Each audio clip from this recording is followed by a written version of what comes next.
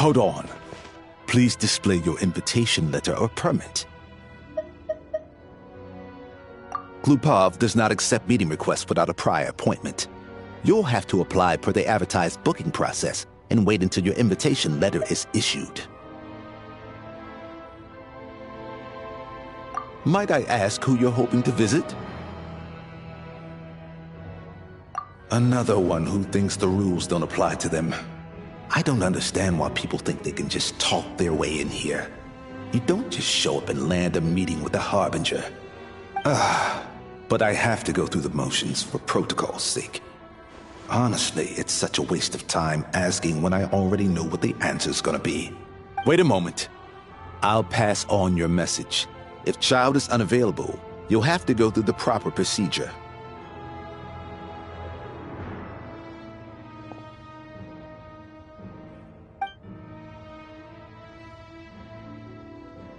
Lord Child is a busy man. He's probably not in Glupov at the present. If I were you, I'd cut your losses. No point waiting any longer. Even if you two are old friends as you claim, please understand that the Fatui Harbingers are often busy with their official duties. They tend not to stay in Glupov for extended periods. Next time, stick to the rules. You'll make life easier for both of us, Greetings, Lady Marionette. I'll take care of our guest here. It's his first time in Snezhnaya, so it's no surprise that he doesn't know the rules yet. I trust no choice words have been exchanged.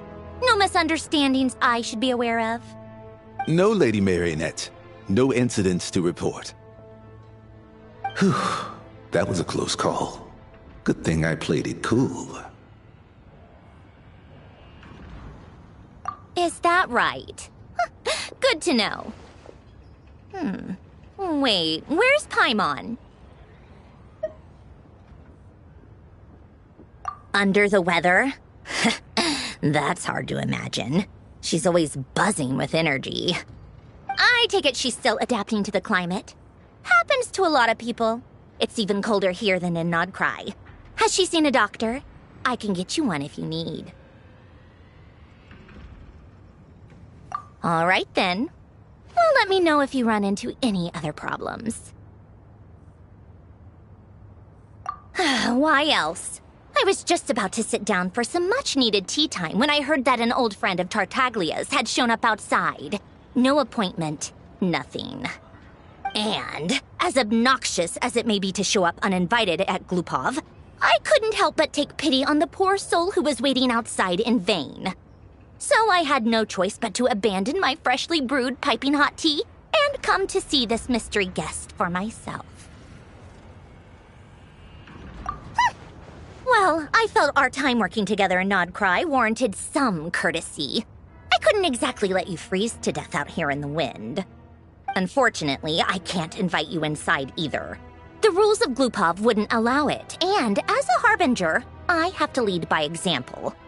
On the plus side, Snezhnograd actually has some class, unlike Nasha Town. Torchlight Books has a very nice selection of teas and cakes, so we can catch up there. Your treat, of course. Because I already wasted one perfectly good cup of tea today. That's why.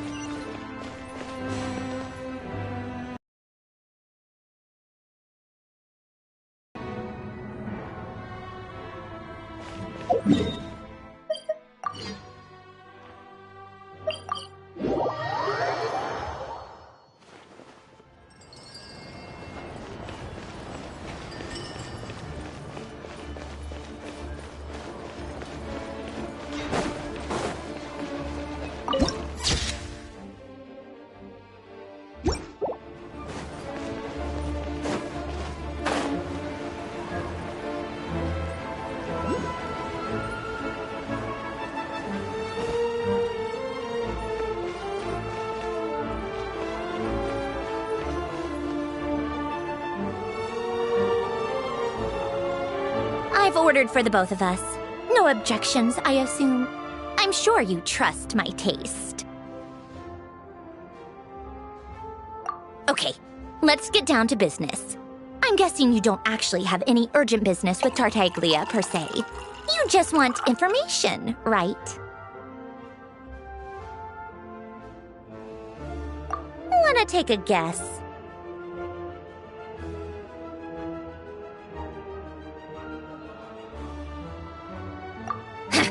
Of course you'd say that. You shouldn't underestimate Counselor Tartaglia, you know. That's right. I'm sure you've heard of the Snezhnograd Vecha by now. Well, he's busy preparing some paperwork for their next meeting. They'll be discussing yet another extension to Project Stuzha. It's basically all anyone cares about in the Vecha these days.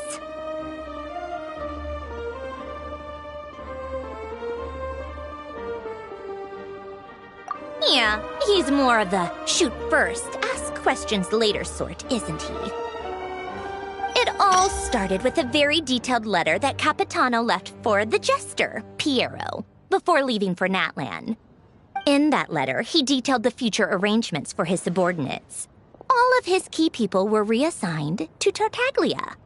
I guess he'd already prepared to leave us for good all the way back then. But Piero didn't reveal the contents of the letter until the events in Natlan had concluded. That was his reaction, too. Why me? With a bewildered look on his face. He'd always assumed Capitano looked down on him. He was a man who kept his thoughts to himself and barely spoke to him the whole time they'd known each other. But he occasionally brought Tartaglia along to my tea parties back in the day. So to the rest of us, it was clear that Capitano had quite a lot of respect for his young comrade. By the rest of us, I mean my tea party regulars. Arlecchino, Rosaline, and... actually, not Columbina. She was probably oblivious to it. Anyway, then the Liues situation happened. Normally, it took a lot to get under Capitano's skin, but that time he was furious. It's not really my place to talk about it, though. You can ask Tartaglia about it sometime. Basically, Tartaglia probably had the wrong idea about Capitano all along, right up until Piero revealed the letter he'd left behind. Capitano believed that despite Tartaglia's immaturity, he showed great potential. Plus, he possessed a kind of purity rarely seen among members of the Fatui. Yeah, it's one of the few things that I'd agree those two have in common. But there's one other reason why Capitano chose Tartaglia to assume command of his troops. He knew that after he was gone, several of the others would swoop in on his army like vultures. With the ones who stood to benefit the most being the rooster Pulcinella and Regrator Pantalone. Once they divided Capitano's troops between them, they'd be more powerful than ever. No one would be able to stop them. So, you can see why Capitano chose to hand that letter to Piero, right?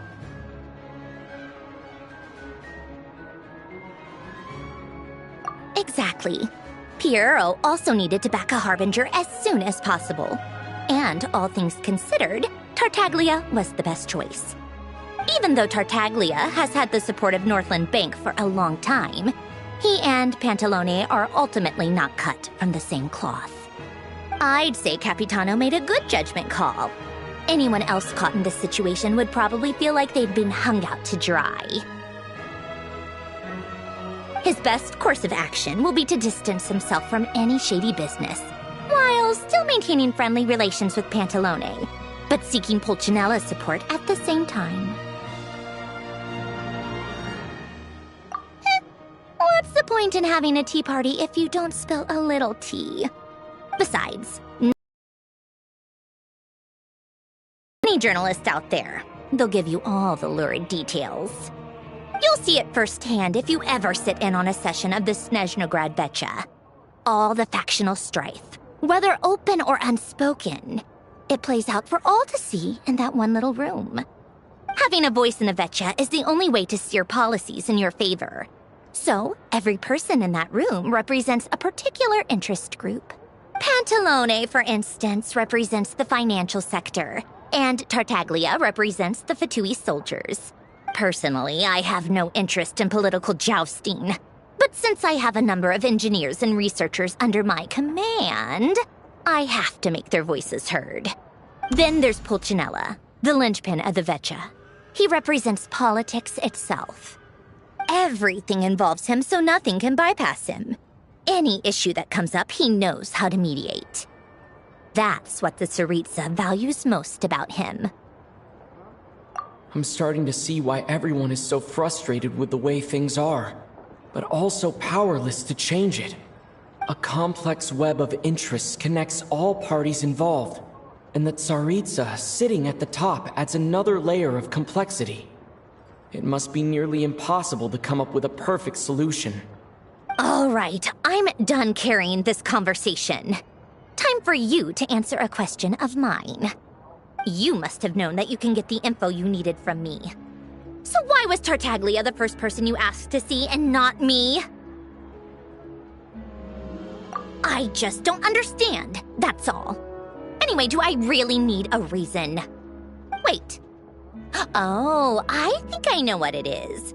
Columbina passed on my message to you before you left Notcry, right? I only meant you should be mindful of which side you're on. Is that actually why you didn't ask for me? Because you took that to heart?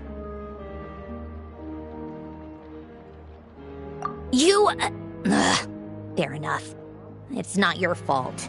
I blame all these politicians I've been hanging around with lately. Always beating about the bush when they talk. I guess it must have rubbed off on me. Anyway, just ask for my help next time, okay? Little things like this are no problem. Lady Marionette. What now? Can't you see I'm on my break? Whatever it is, just leave it on my desk. I'll look at it later. Sorry to disturb you during your break, ma'am, but I'm afraid it's an emergency. Isn't it always? I've told you before, fixing the tracks and transporting ice blocks does not constitute an emergency.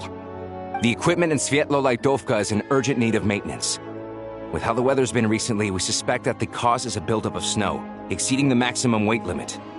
The supports on one of the machines broke and fell, awakening a dormant beast and leaving many of the ice miners trapped in a nearby ice cave. Luckily, Odette's team was nearby and launched a rescue operation, but we're still facing a severe manpower shortage for both the rescue and engineering teams. I guess that's it then. Our tea party will have to end here. I'm the only engineer you'll need. Do you actually want to come with, or are you just saying that?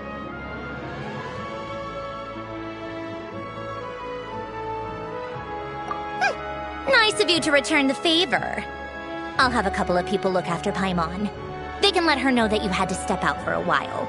Given how urgent this is, I'm sure she'll understand. And honestly, I'd rather have your help than anyone else's. Between your skills and experience, you'd be reliable help. Then let's go. You, take 2 people to Pavoyer restaurant. Find his room and watch it like a hawk until we get back. If anything happens to Paimon, you'll be answering to me. Yes, Lady Marionette.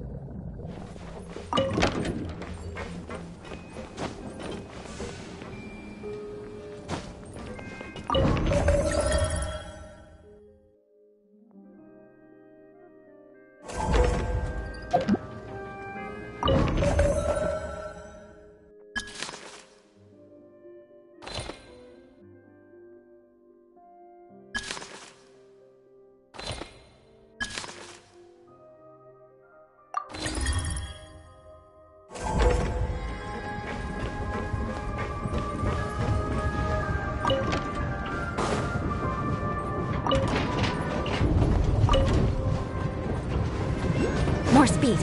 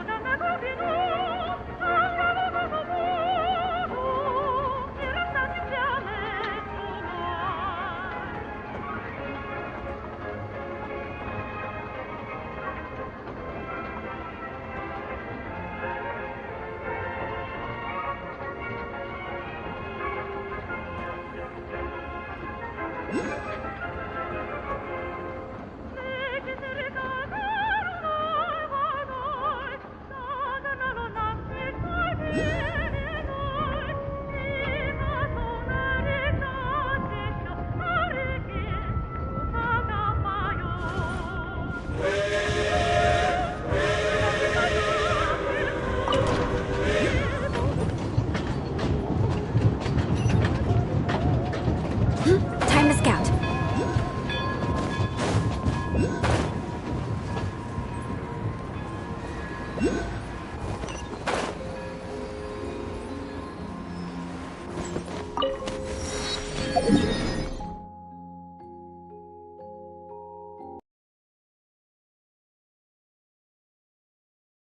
They weren't exaggerating.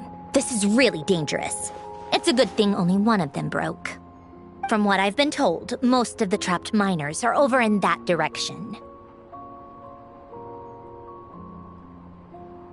Yeah, you do that while I check the rest of the equipment. I'll evacuate the people around here as I go. Meet me back here as soon as you're done.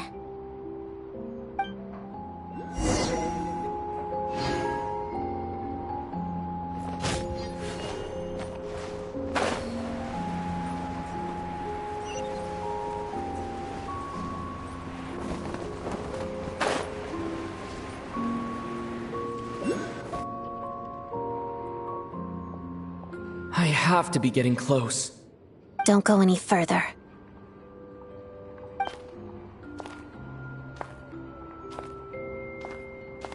It's too dangerous here. There's a highly aggressive monster on the prowl. You need to leave, now.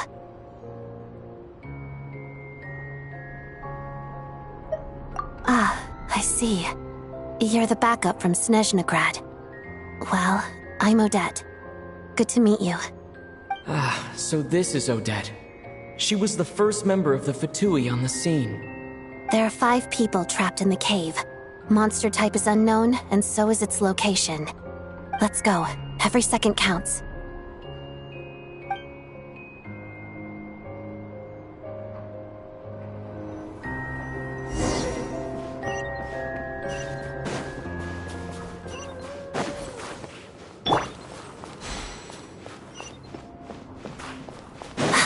Careful.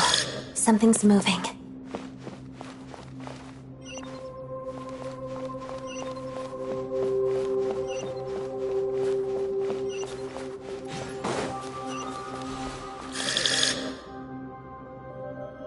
This must be the monster's shadow. Looks like a tough opponent.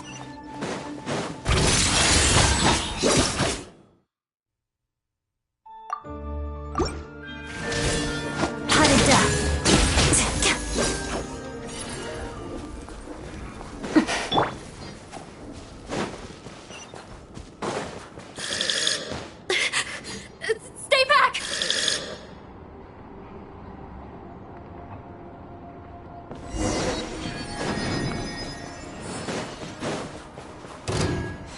Take this! Together. Crystalline Adagio.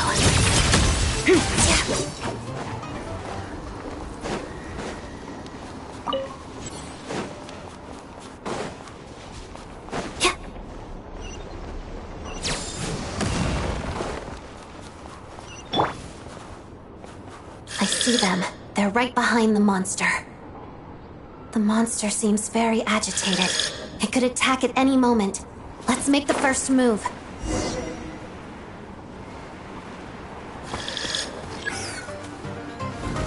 Here! Halloween Thunder!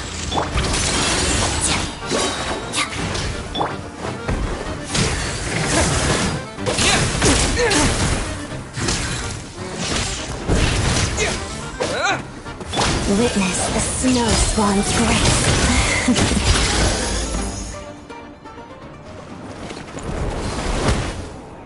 Thank you for saving us.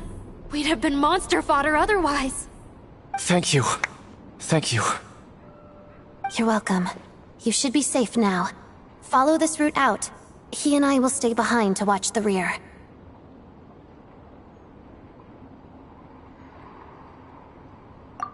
Thank you. Come on, let's go. This way.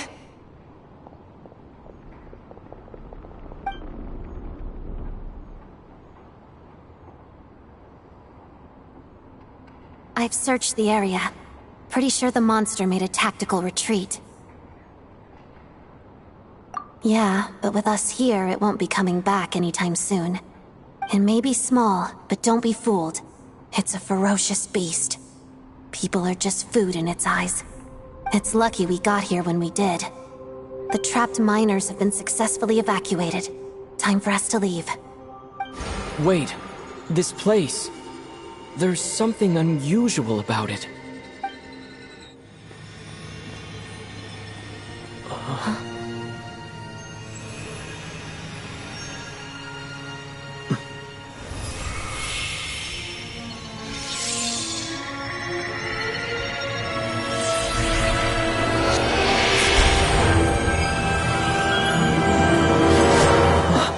What is that? I don't know. It's back? Guess it has family.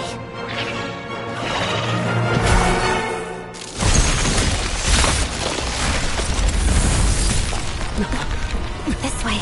Run!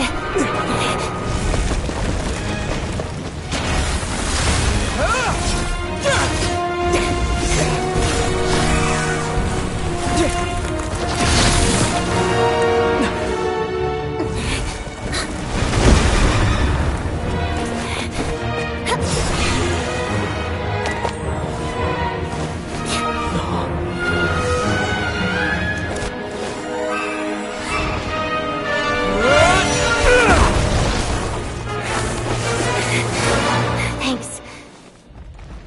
Let's get out of here.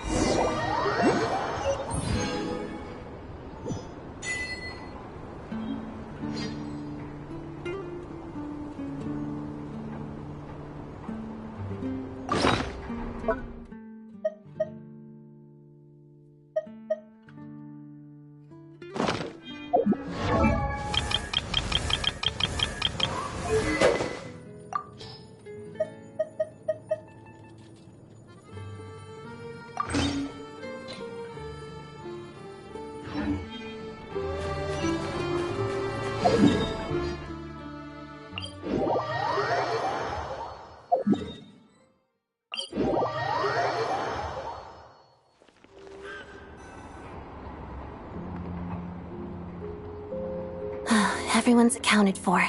We managed to rescue them all. We also placed a sign at the entrance to the cave, warning people to stay away. You really helped your own today. I still don't know your name.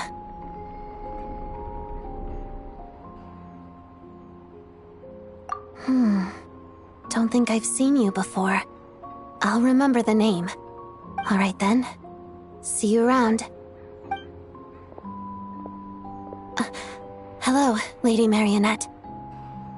I hear the rescue operation was a great success. I knew I could count on you. What brings you here, Odette? Here for a performance?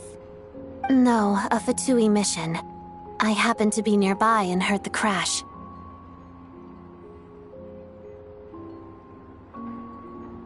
She hasn't introduced herself then. Odette is the prima ballerina of Snezhnograd. She's quite the celebrity. If If you ever hear people mention the two crowning jewels of the Korailievsky troupe, they're talking about Odette and the prima donna, Vodianitsa. On top of that, Odette's also a rising Fatui star. It's looking likely she'll inherit the title of the Fair Lady. She learned all her combat skills from Rosaline herself. Used to be one of her most valued subordinates, too. You flatter me, Lady Marionette. If she's Rosaline's protege, that makes me... Never mind. There's no need to bring it up. No point making things awkward. How's progress on your end, Lady Marionette? Equally successful. I finished reinforcing all the equipment. Took me a little longer without Polonia's help. But the outcome is the same, of course. Even if the heavy snowfall summoned by that monster lasts for another 3 months straight, this equipment won't give way. All right, now that we're done here, it's time to get out of this blizzard.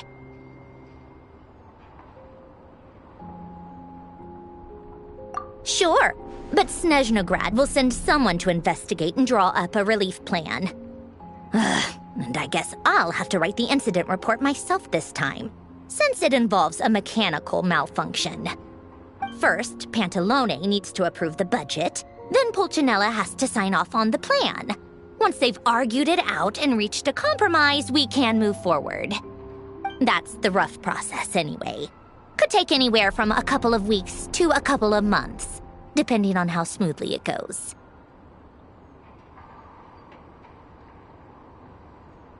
Yup, nothing we can do about it.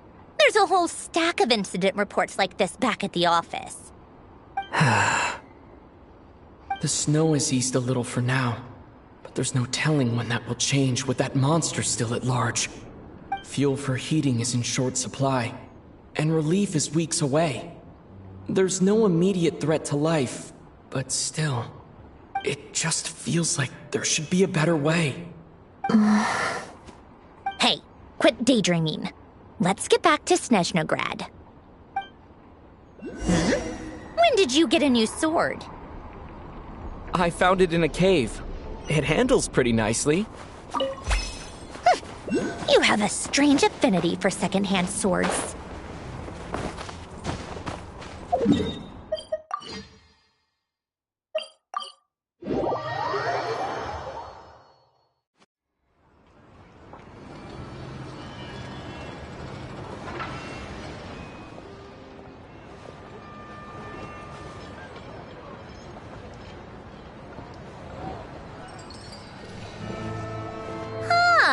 Well, if it isn't Counselor Tartaglia, Mr. Big Shot himself. Go easy on me, all right? I'm still recovering from the interrogation the real Big Shots put me through. Hey, comrade, it's been too long. I heard you came looking for me earlier. Nicest surprise I've had in a while. Good to see you too, Odette. I'm guessing you guys just got back from Sviatlo-Laidovka. How'd it go? Crisis averted? It went fine. How about you? Any new developments? Not really. Same as ever. Growing opposition to Project Stuja, and the usual rebuttals are starting to ring hollow. The results of the mock vote were pretty dire. Pulcinella was fuming. I've never seen the old man so angry. That's not good news. It takes a lot to rattle him. Yeah, obviously if push comes to shove, there are ways to crack down on dissent. But... Sorry, I have to ask something. This is going to sound blunt, but may I? Huh? Of course, fire away. It sounds to me like everyone's tearing their hair out trying to figure out how to deal with opposition to Project Stuja. But what exactly is this project's purpose? And how can it be so important that even people like you two refuse to stand up for the ordinary people of Snezhnaya? Interesting. I gotta hand it to you, comrade. You sure don't mince your words. Excuse him? What does he mean, refuse to stand up for ordinary people? Oh my gosh. How does he dare speak to the Harbingers like that? Are you interrogating us now? It's okay, Sandrone. Let me explain. I think I understand where he's coming from. If I could, I'd take your side right now. In fact, my position's very similar to yours. I've only held back on casting a dissenting vote in the Vetcha because the Tsaritsa would never let me get away with it. Still, I have a responsibility to the Fatui armed forces, so I do what I can to make their voices heard. Most of them are just regular folks from small towns far from the capital. I'm sure you've seen how much those kinds of places are struggling right now. Oh, and for what it's worth, I'm from Arepasak myself. Things aren't going so swell there either. The Tsaritsa wants to create a better, safer future for the people of Snezhnaya, but she's thinking long-term. I don't doubt that from where you're standing, Project Stuzha seems to be creating all sorts of issues for everyone. But considering the Tsaritsa's vision for the future, these are sacrifices worth making. Sounds cold, I know, but I promise it's not as black and white as it seems. Maybe Sandrone and I can't oppose Project Stuzha outright, but we're constantly raising our concerns in Vetcha meetings. And even though we can't put an end to it, there are plenty of other ways to make a difference. We're trying everything we can think of, and so is Pulcinella. I respect Her Majesty, the Tsaritsa, and trust her decisions. But at the end of the day, I'm still just a normal guy who cares deeply about my homeland. And my family, who all live here. There's no way I would ever abandon them. As contentious as things can get within the Vetcha, there's no selfishness or malice behind it. Everyone wants to get through this period as smoothly as possible. The issue is that there's no way of pleasing everyone under the present circumstances. Most of the time, we're trying to decide on the lesser of two evils, which obviously isn't a great look. But that is not the same thing as being blindly loyal to the Tsaritsa. No one's got their head in the sand here. We're all well aware of the way things are. We're just doing our best to make it work. In fairness to Sandrone, she rushed to Svietlo Lidovka's aid the moment she heard that people were in danger. And even Tartaglia, who used to only care about the thrill of the fight, is clearly doing his best to rise to the demands of his new role as counselor.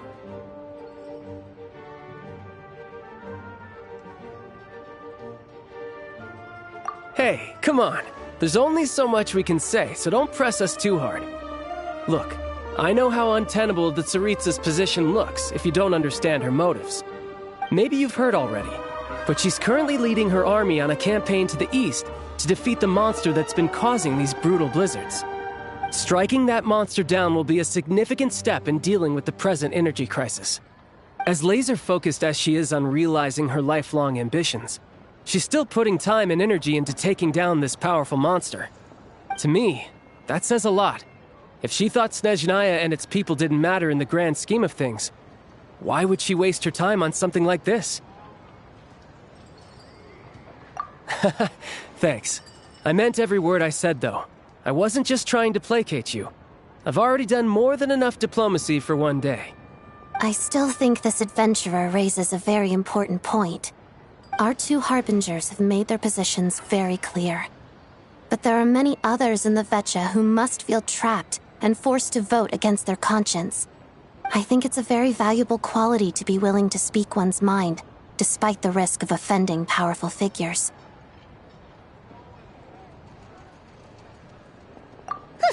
You can say that again.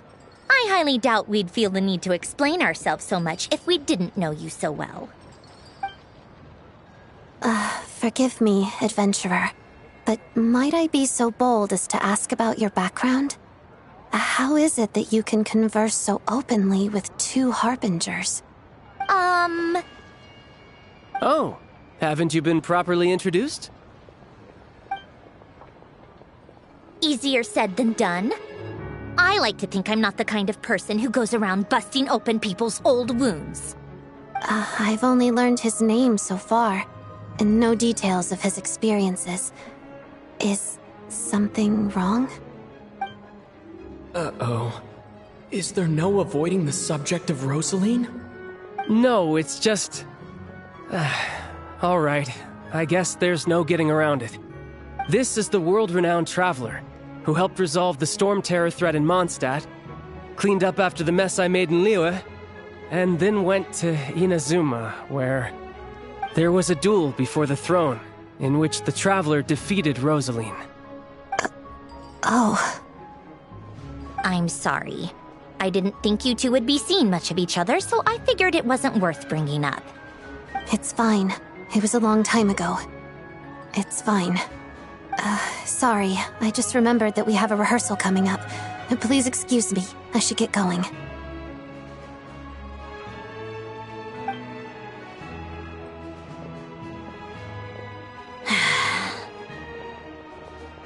I've mentioned this to you before, remember?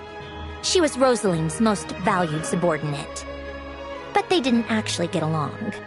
Not that Rosaline was really the type of person to make friends, but death has a way of resolving a lot of conflicts.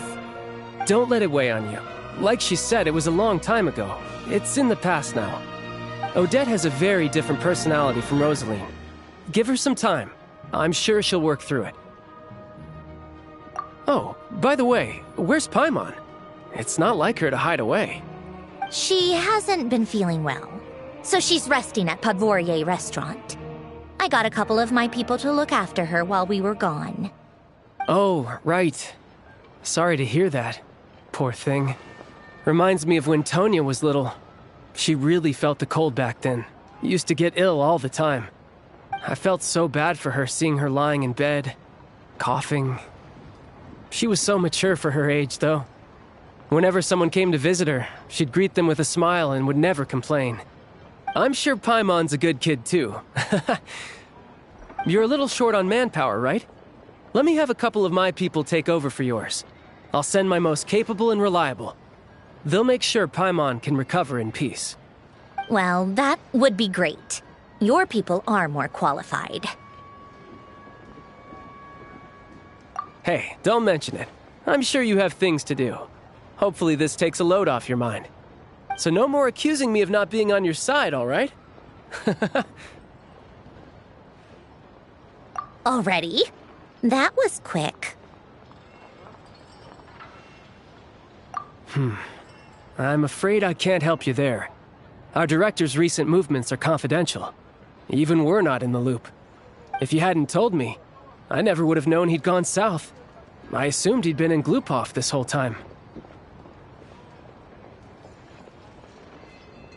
Well, I guess I'd better go sort out Paimon's security situation. I have some other work to catch up on at Glupov anyway. Me too. I have an incident report to write up. Let's leave it there for now.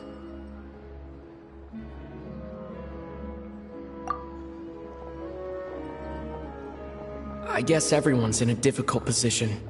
But Tartaglia's right. I have things to do. Things I want to do. And things I ought to do. To start with, I should ask Alosha if he knows any way to help Svietlo Lydovka.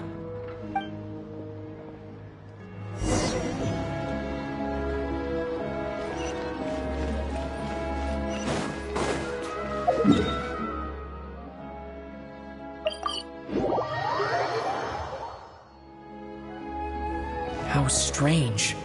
This sword seems to be vibrating of its own accord. It's a very faint vibration, but it's getting stronger as I get closer to the statue of the Seven. Does this sword have some connection to the statue? But all it does is vibrate, even when I touch it. That place I got this sword from was definitely out of the ordinary. Maybe I should try channeling the power of Cryo.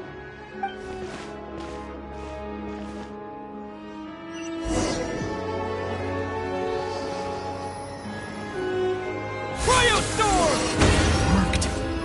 There really is something special about this sword.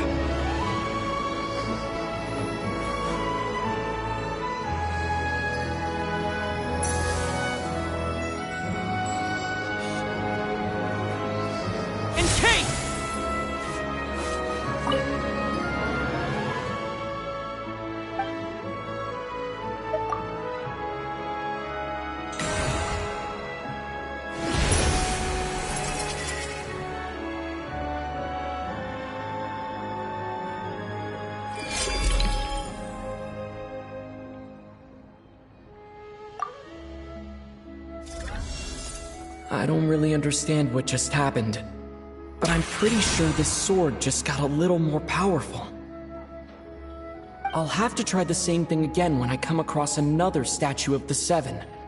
In the meantime, I'd better go find Alosha.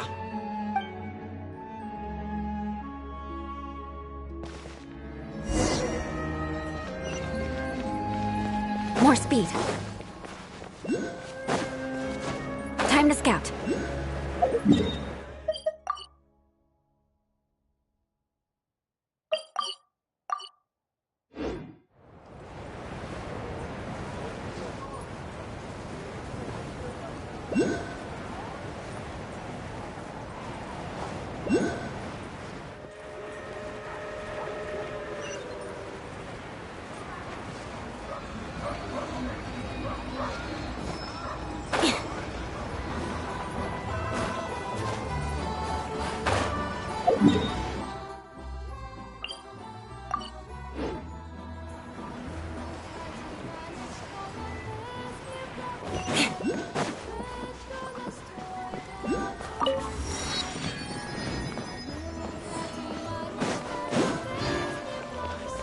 More speed.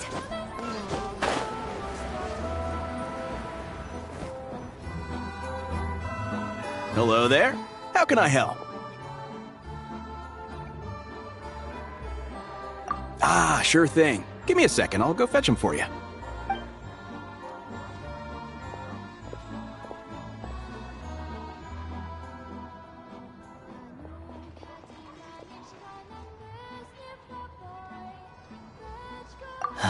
It's a familiar story.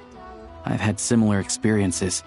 Although Snezhnegrad doesn't deliberately delay or withhold relief, those first few days of waiting for help are always the hardest. It's a fundamental contradiction. If emergency relief can't be delivered in time, what's the point in even calling it emergency relief?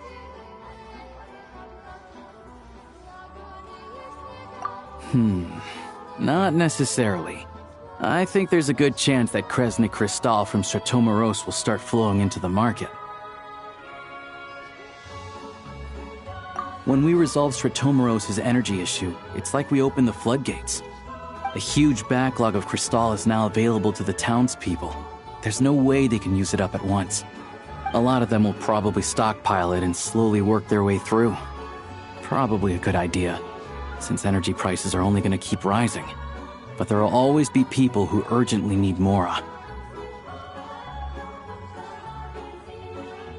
Exactly.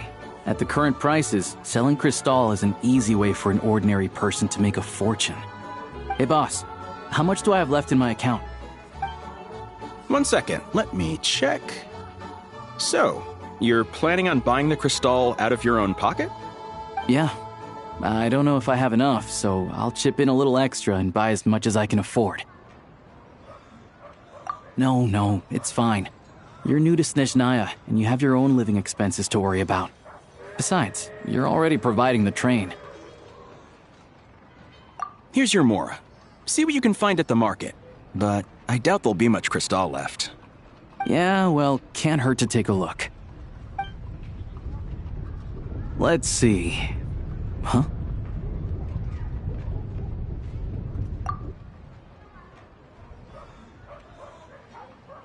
Oh, Alosha, and... Hello. I didn't realize you two knew each other.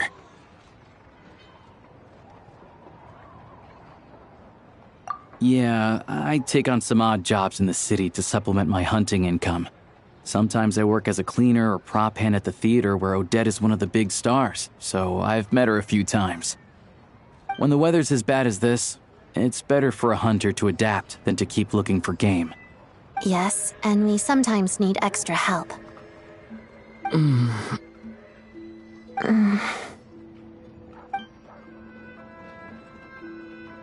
Wait, why is the atmosphere so awkward? I thought things went pretty smoothly in Svietlo-Lidovka. So, what brings you here, Miss Odette? Looking for some new props? No. After I got back to the theater, I couldn't stop thinking about the situation in Svietlo-Lidovka. It bothered me so much I couldn't focus on my dancing. So I decided I'd come here and see if there's anything I can do.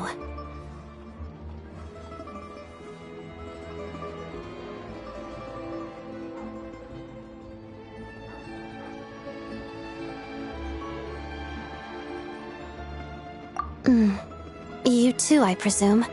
I suppose that's why you're here.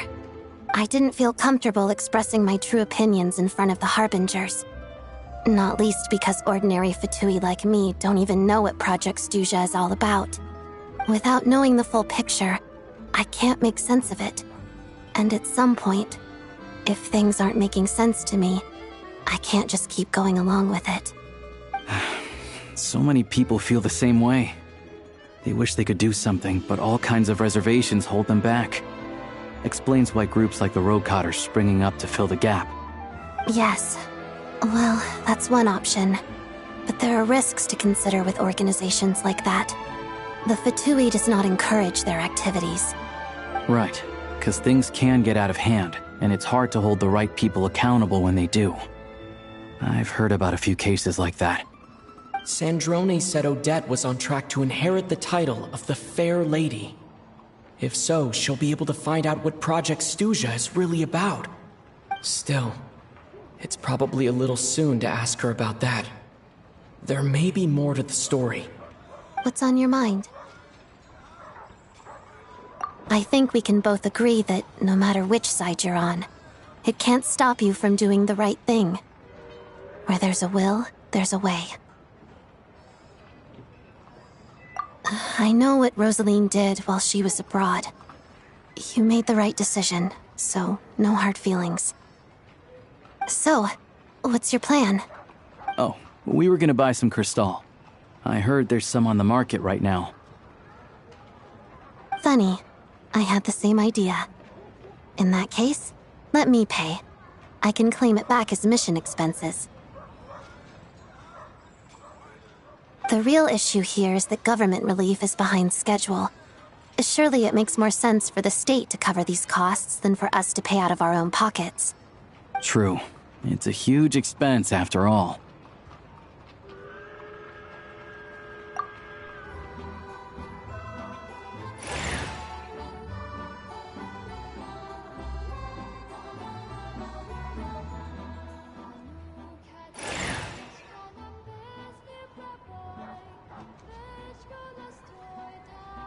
Let me see. I'll take it all, please. And I'll be needing a receipt. Right. Choose mission budget under the expense category, but be sure to specify emergency rescue operation in the description. Otherwise, the normal reimbursement limit will apply. Let's book this train. Regulations say that if we need to transport Kresnik Crystal during Project Stuja, extra carriages can be added 1 hour before departure.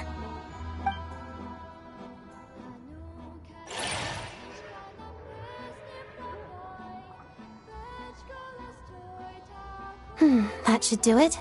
The train will be escorted to its destination by Fatui guards. This is my first time seeing you handle Fatui affairs, Miss Odette. It seems you're as skilled an officer as you are a dancer. You flatter me. It's only because I've been doing both my whole life.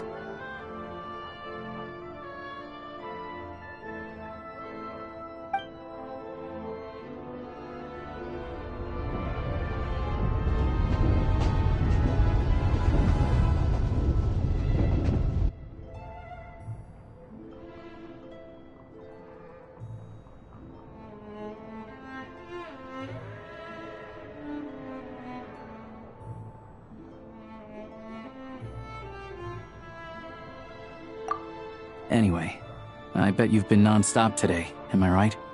Any idea how Paimon's doing? What's wrong? Who's Paimon?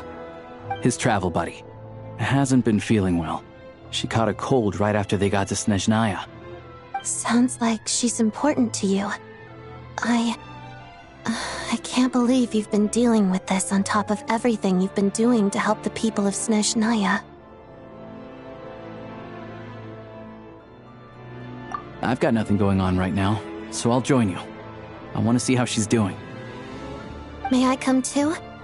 I have some candy that someone gave me back in Svietlo-Laidovka. Plus, I know a little bit about relieving cold symptoms. All right then, let's go.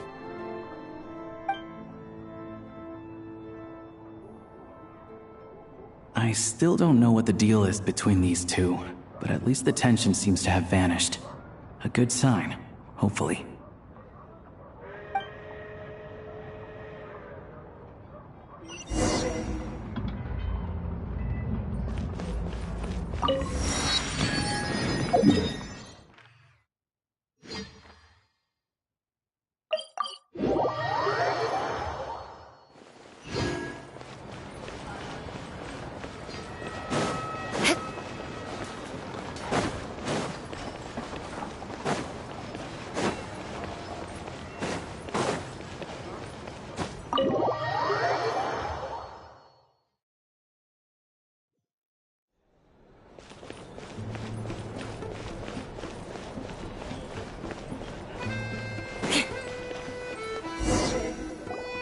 Hello.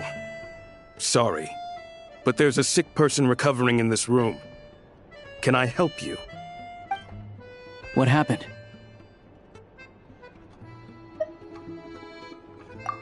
Oh, please, excuse me. Are you the Traveler? Could I take a quick look at your Adventurer Handbook? Master Child said I should verify your identity.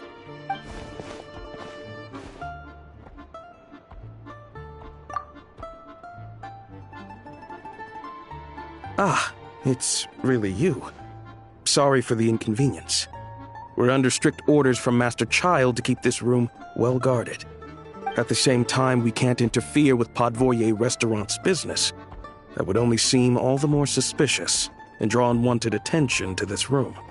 Besides myself, a few of my colleagues are stationed in and around the restaurant, in plain clothes, of course. Rest assured, you're in safe hands.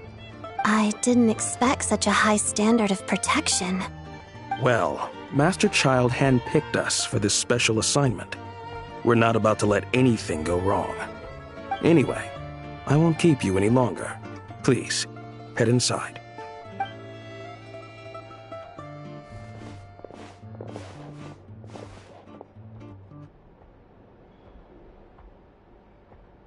Traveler! Alosha, you're back!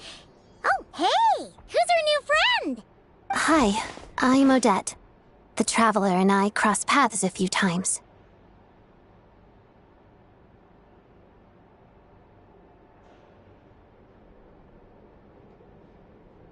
Another friend from the Fatui, huh? You're practically a member yourself by this point. Paimon's definitely on the mend. We should be back to our usual travels in a few days' time. Seems like that doctor was right. It's just... Paimon's limbs are still feeling a little chilly. I have just the thing. Whoa! What's this? Is that... a flame inside an ice cube? Wait, is this real ice? How's it not melting? And how does the fire keep on burning? All keen observations. You're right. This is called core ignis. Whenever I've caught a cold in the past, I found I recover much more quickly if I place this by my bed. You're welcome to borrow it. Awesome! Wow! It's so nice and warm! Oh, it's like magic. Your name was Odette, right? How did you two meet again? Looks like she's in pretty good spirits. That's a relief. Any progress with your investigation yet?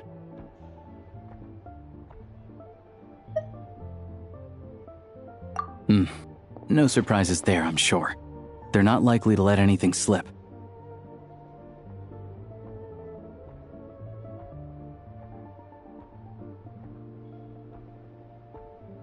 The Rokot, huh?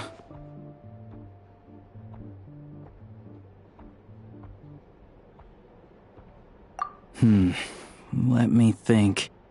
Members of the Rokot keep their true identities hidden, but I think there might be someone I can introduce you to. Leave it with me. Meet me at the Korolyevsky Troop tomorrow, and I'll tell you how it goes. Would anyone like a drink? I'm gonna head to the bar. Paimon will have... maybe some hot milk? Yeah. Paimon's in the mood for something warm. Enough with the secret chat, you two. Let's catch up properly in a minute. Paimon wants to know everything that's happened today. It'll be kinda like tabletop troop. No reason why listening to a story can't be an adventure.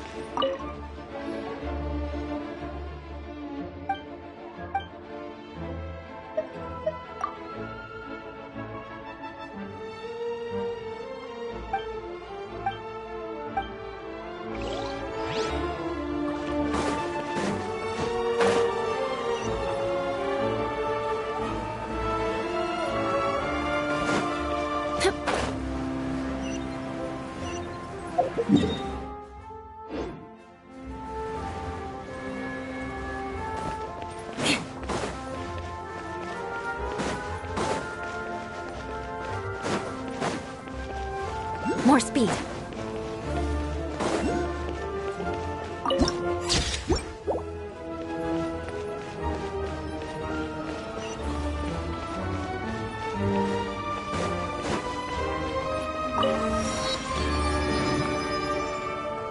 Ah, you made it. I've got some tickets, and I managed to set something up with the Rokot. It'll have to wait until after the show, though. Happy to stay and watch? I doubt you've seen the Korolyevsky Troop on stage before. Pleasure. Here, this is the way in.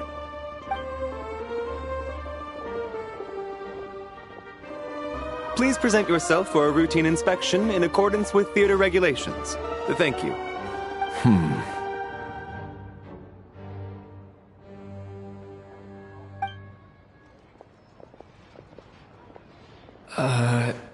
Is that guy with the Fatui? Looks like he's waiting for something. Okay, all done. Thank you for your cooperation. Please proceed through to the theater.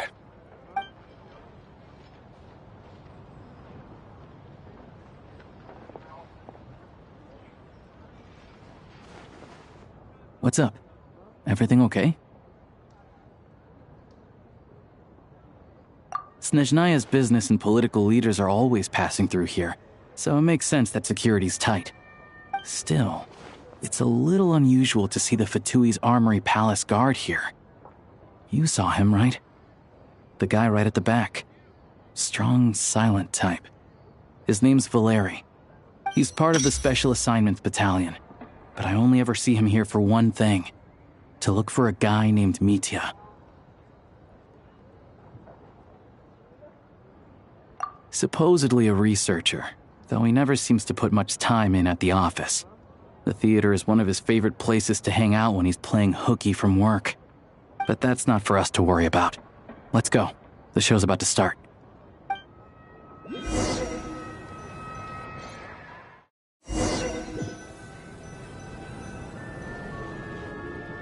What do you think?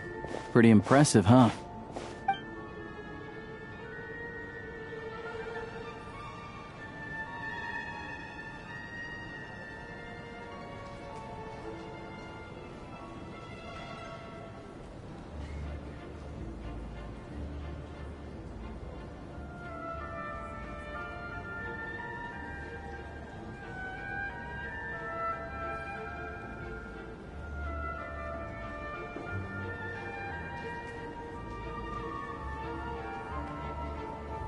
Oh, the one in Fontaine? I hear it's iconic. Never seen it for myself, though. Here we are, just in time. Sorry, coming through.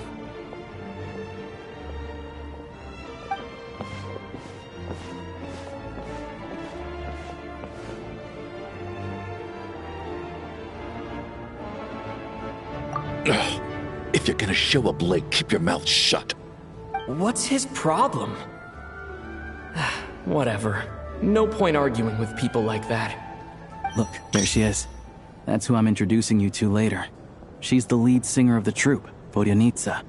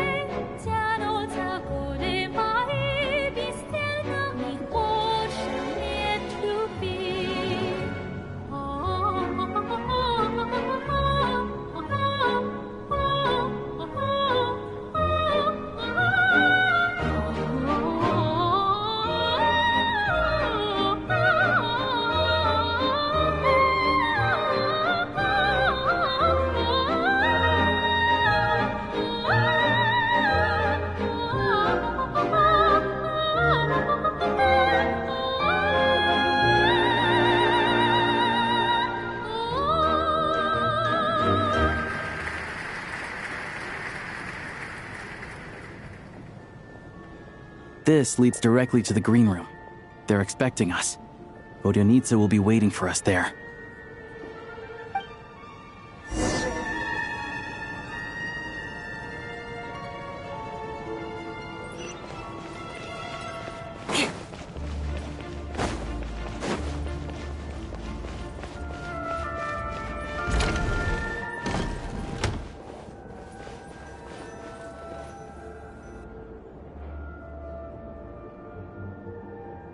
Hey there.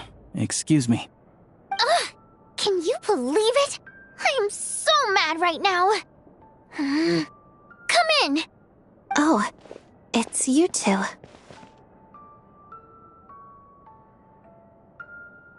Huh? You know each other? Oh, wait. Is this who you were telling me about? The one you met yesterday and couldn't stop thinking about? I never said that. Yes, you did. Why are you denying it? It was right before I went on that rant about the moody factory owner. Oh, I remember it so clearly. Might I ask what brings you two here? Oh, I just brought him here to see the show. And when it finished, he was full of praise for Vodyanitsa's performance. So I thought I'd try my luck, see if we could get the chance to chat for a bit. Maybe get an autograph? You work here. You of all people ought to know that's against the rules. It's not what the green room is there for. Oh, what's the big deal? Come on, don't be shy. I can give you an autograph. You can take a picture too if you want. Do as you please. I finished all my shows for the day. I'll leave you to chat.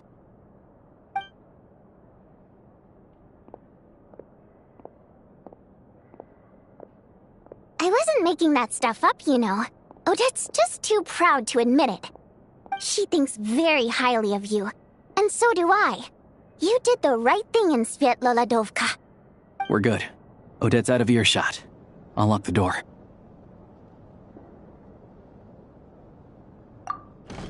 Confidentiality, of course. The Rokot is very strict on that. Whoa, Alosha! Not out loud! Not with an outsider here! Relax, I've taken care of it. Look at this. The President's reply sent this morning. Wait, so he's been approved to join?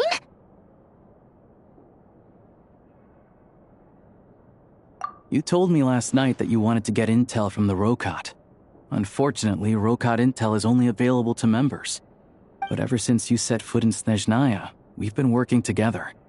I've seen the way you work, your character, and your motives. Everything about you is perfectly in alignment with what we're trying to achieve in the Rokot. So I figured I might as well cut to the chase. I wrote a letter to the President explaining your situation, including just the right amount of detail. His approval came very quickly.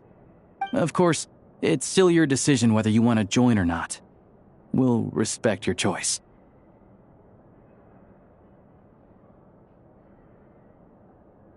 Well, assuming Odette was telling the truth and she didn't misjudge you, I guess we don't need to worry about you blowing our cover. Still, you gave me a real fright. I didn't know that's why you came looking for me.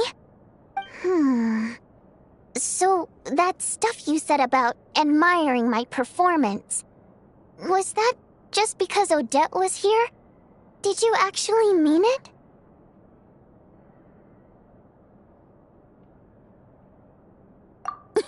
Now you're talking. That's what I like to hear. Anyway, let me give you a quick rundown of how things work. Like I said, the Rokot is a covert organization, and we hide our identities. Members typically don't meet in person or even know each other's identities. This helps us maintain a high level of independence and secrecy. Because of this, members are basically free to decide their methods without constraints, so long as the outcome of any activity doesn't violate the organization's principles. After all, we don't have any ostensible contact with each other. This way, if anything goes wrong, no one else will be implicated. Beyond the freedom to choose how you operate, it's also your choice whether to act at all. We have plenty of members who have yet to take any action. In short, joining the Rokot in and of itself won't place any restrictions on your activity in Snezhnaya. There's a code of conduct you can read if it interests you. But basically, as long as you don't plan on using your anonymity to go around doing evil, you'll be fine. I tried reading it 5 or 6 times. Never made it all the way through. Even the most lackluster script makes for more interesting reading.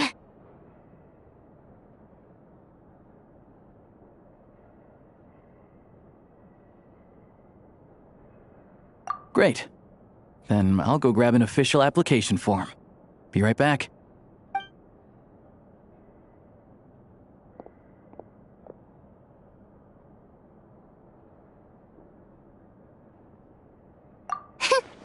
Well, Alosha has this pet dog, you see. His name's Tagarin, and this one time, Alosha brought him backstage. Tagarin took quite a liking to me, so I played with him for a little bit and fed him some treats. Then, the Rokot was out on a mission one day, and even though we were all in disguise, Tagarin recognized me right away. Just a coincidence, really. We didn't report it to the higher-ups, though, to avoid dealing with the fallout. Like my job at the theater, for instance. I really need it to make ends meet. By the way, what were you complaining about just before we came in? Did everything go okay with Chuganov? Everything did not go okay. That's why I was so mad. I tried to make some small talk with him before I went on stage to fish for intel about the Iskra manufacturing plant. But he wouldn't take the bait. No matter what I said, he kept dodging the question. And then he started complaining. He said he didn't appreciate his second-rate seat in the stalls because he usually gets a private box. I mean, what did he expect? Everyone knows that if you want a box seat, you buy a ticket well in advance. But instead, he sends me a letter the day before the show when we're practically sold out. I had to juggle things around just to get him a half-decent seat, hoping he would appreciate the gesture enough to share some information. But nope, he didn't give me anything. Yeah, meeting Chuganov in person has definitely been a disappointing experience. Oh, you probably don't know who we're talking about, do you? Chuganov was that older guy you were sitting next to today. I'm sure he didn't make a great first impression on you either. To the citizenry, he's a family man and a kind boss. But our interactions with him tell a very different story. It's one thing to ask for a favor, but he acts like it's his right. He always expects special treatment. Take the ticket situation, for instance. I've actually gotten him a private box in the past. But not only was he not even grateful, now he's acting like I've sold him short this time. Not to mention that he's never paid for a single one of his tickets.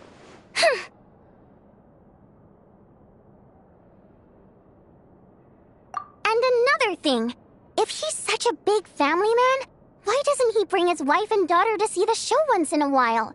I've never seen them here, not even once.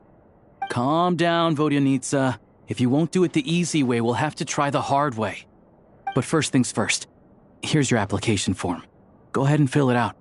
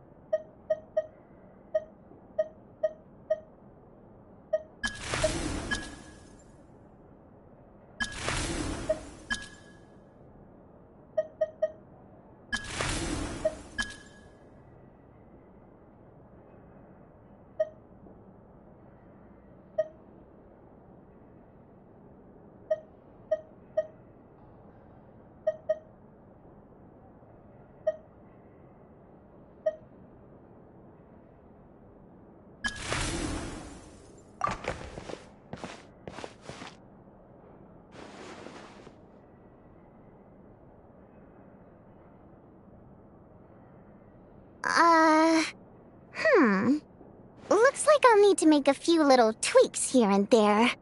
But other than that, you're good to go. We'll hold on to this for you.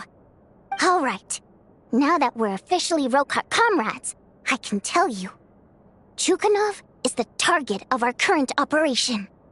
Recently, we've done some recon work at the Iskra manufacturing plant, which pretty much confirmed that their energy consumption is way beyond the legal limit. All we need now is some direct evidence to present to the Vetcha, so we can demand that they shut the plant down. That way, the Kresny Crystal can be allocated to where it's needed most. I was hoping he might let slip during one of our chats, but he's too tight-lipped. We'll have to find another way. I'm meeting another regular theater-goer tonight, Mitya. But Valeri's here too, and he's probably looking for Mitya, so he may end up being a no-show. Don't you worry. He must know how to dodge Valeri, or he wouldn't be showing up on time for every performance. Mitya is a renowned energy expert.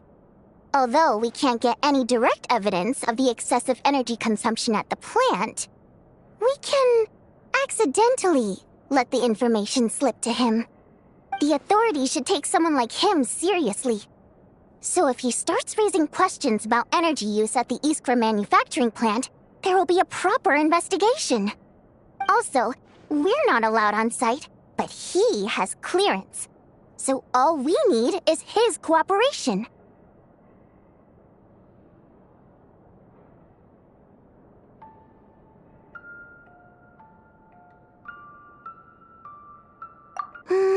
Yeah, so that's the other thing we're trying to figure out. Though I think we're far less likely to make any progress on that front. Still, I hear that Mitya is a bit of a chatterbox. So, who knows? Maybe if we catch him in the right mood, he'll let something slip. What do you think? Sound like something worth your time?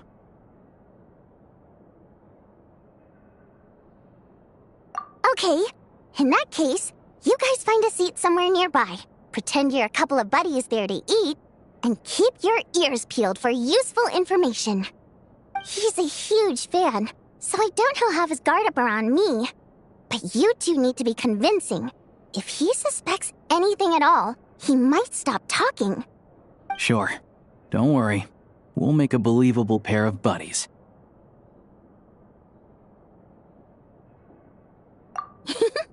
Perfect! You've sold me already. Now, help me tidy this room up a bit before we head out. Okay.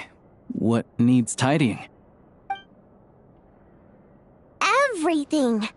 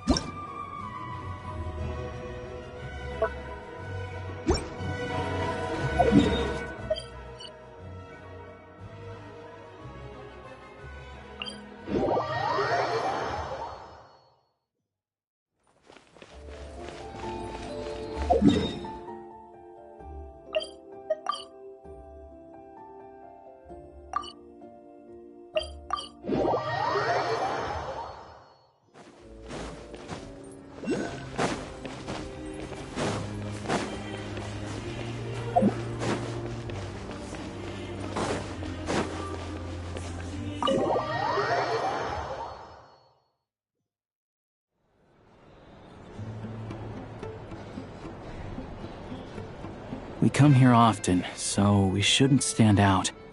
Let's sit here. Now, it's up to Vodyanica. Let's see how the conversation goes.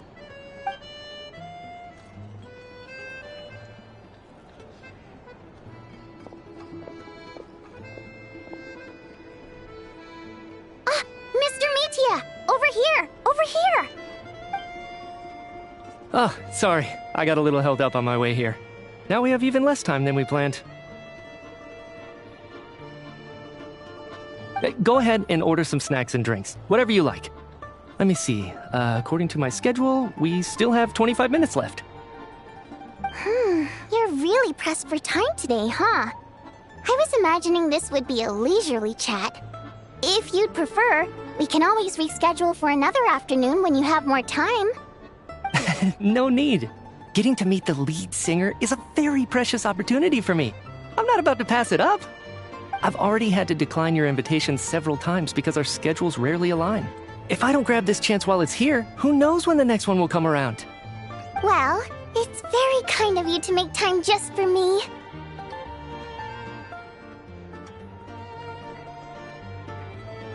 I'm not too sure, to be honest. But Snezhnaya's full of weird and wonderful things like that, so people tend not to bat an eye.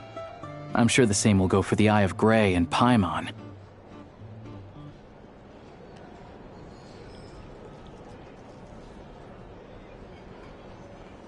The reason I invited you out for tea and a chat today was to get some feedback from a true fan of the theater. Well, I genuinely have nothing bad to say. No matter how many times I hear you sing, it never gets old. It always seems fresh and new somehow. Maybe it's because the more times I listen, the more details I notice. Or maybe you simply improve with every performance, delivering it better each time. Thank you! I'm delighted to hear that! Could you give me any specific examples? Oh, yeah. The piece you sang today, for example.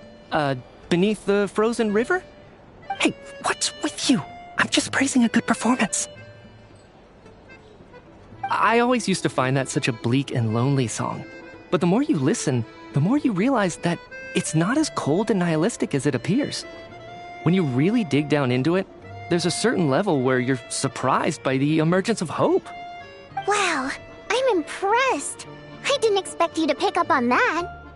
Actually, I only tried out that angle after talking with a composer. Still, Beneath the Frozen River wasn't on today's program. Oh, really? But it's a classic. You sing it every time. Almost every time. Oh. Well then. Let me say a few words about that other all-time classic, Flying in the Wind from the Mountain Sparrow. I didn't sing that one today either. My voice wasn't quite up to it, so I switched it out at the last minute. Oh. But, Sorry, Mr. Mitya, but you were at the theater today, yes? Of course I was. Remember? I said hello to all the troupe members before the show started. You, Odette, and the others. So, what did Odette sing today? Elegy of the Snow-Winged Goose, of course. Correct. I see. I see. You find my singing boring, don't you? That's why you don't remember a single song. Looks like I'll need to cut a few from the program next time. No, that's not it. I swear. All right. I'll be straight with you. I'm sorry. My mind was wandering as you took the stage today. I enjoy watching your shows because the exquisite performances stimulate the mind. It always sparks some inspiration for my research. So, whenever I get stuck at work, I come to the theater for a change of pace. Odette's dance during the Elegy of the Snow-Winged Goose today was simply incredible. It got me wondering what she's been going through recently. That look of sheer defiance in the face of utter tragedy? It was so inspiring. I started scribbling in my notebook right away. Not that I made a ton of progress in the grand scheme of things, but I still think it was productive. By the time I snapped out of it, the entire show had finished. So what you're saying is, you didn't listen to my singing at all? Unfortunately not. I'm sorry. I don't know which is more disrespectful. The fact that I don't always come for the show itself, or the fact that I missed your performance. Seems like things are getting a little awkward.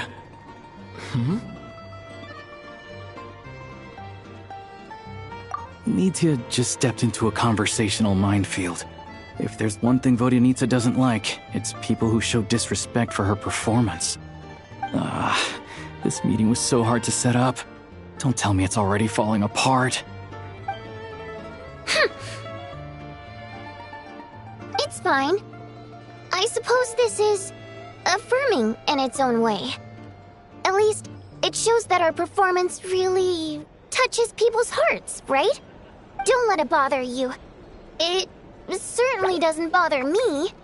She's showing a lot of restraint.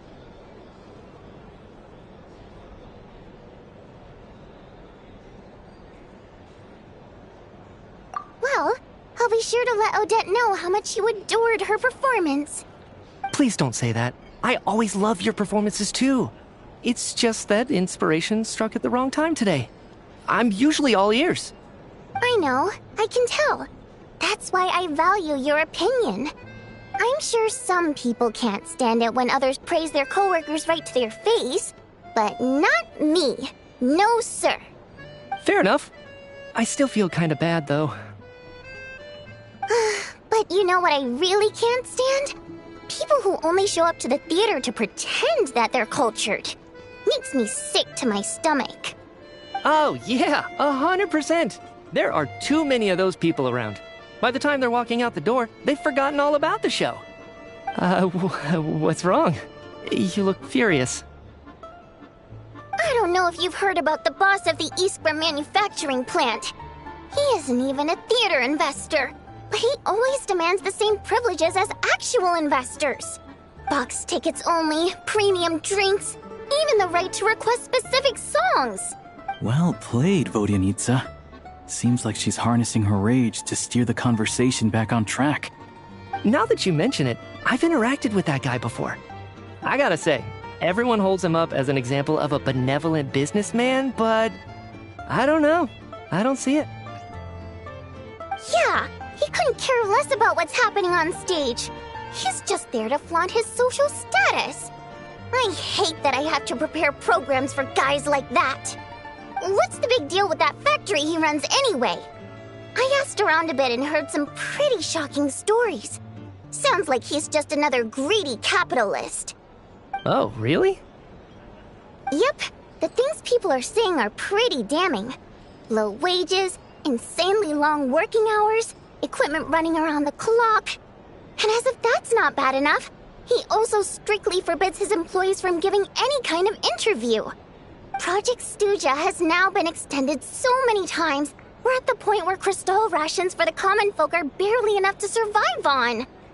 Yet he even wants to get his greedy hands on them just to boost his own profits. If the rumors are true, he's in serious violation of the law. Interesting. So you've heard about it too? What? So it's really true? Who knows? I've only heard the same rumors you have. But there's no smoke without fire. The Rooster's been coming down on us hard lately, demanding that we track and trace every single batch of Crystal. My coworkers in the Department of Energy have been tearing their hair out over it. The Rooster? I didn't realize he cared that much. Yeah. Even though there are no restrictions on Crystal trading, the poor will wind up freezing to death if we let the rich buy as much as they want. That's clearly unfair. Looks like we'll need to arrange an investigation into the Iskra manufacturing plant as soon as possible. I never knew you kept up with current affairs beyond the theater, Miss Vodyanica. You really have a heart for the common person. Most Fae in your position have long been indifferent to the plight of humans. Well, those of us who choose to live in human cities are naturally going to pay attention to any significant upheaval. Isn't the Rooster a Fae himself? I'm just surprised to learn that even someone with as much experience as him is getting so stressed out over Project Stuja. What is the end goal of this project anyway? This is it. We're finally going there. I'm sure Mitya can sense on some level that she's fishing for information. But since their conversation is so relaxed, he might just let something slip. It's stressing me out too. If I'd only made better progress with my research, things wouldn't have dragged on this long. Oh, so your work is related to Project Stuja? That's right. The Armory Palace needs a brand new energy source. Not the power of the Light Realm, and not elemental energy. Right now, the only thing that meets the requirements is the power contained within stellar linchpins. But harnessing that power is costly. Each step of the process requires enormous amounts of Kresnik crystal, from extraction to quantification to attempts at conversion. Progress has been painfully slow, and the team is getting burned out as time goes by. Sometimes, I see people staring into space as if in a trance. Could it be that this new energy source has side effects? No, it doesn't affect us, because the energy is used for... Okay, I got it. Stop choking me. Sorry, I can't talk about that.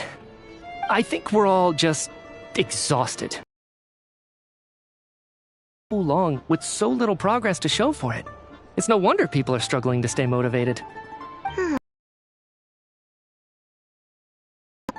I shouldn't have gotten so mad at you for not paying attention during the show.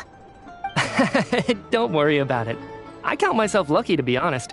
I don't envy the people who work closely with the Tsaritsa herself. I'd much rather be in my current position. At least I don't have to shoulder any major responsibilities. So they're trying to develop a completely new kind of energy.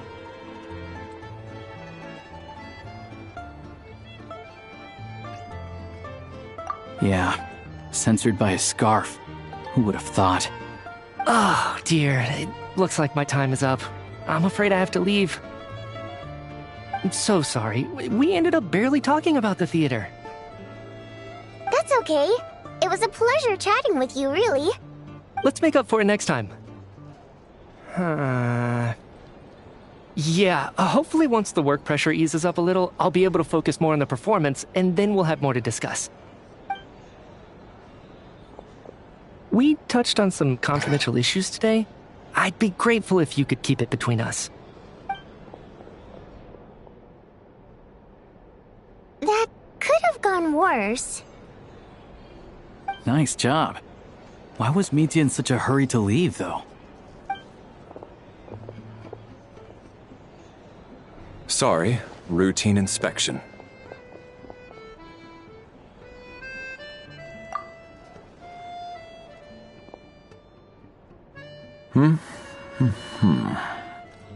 Okay, let's go.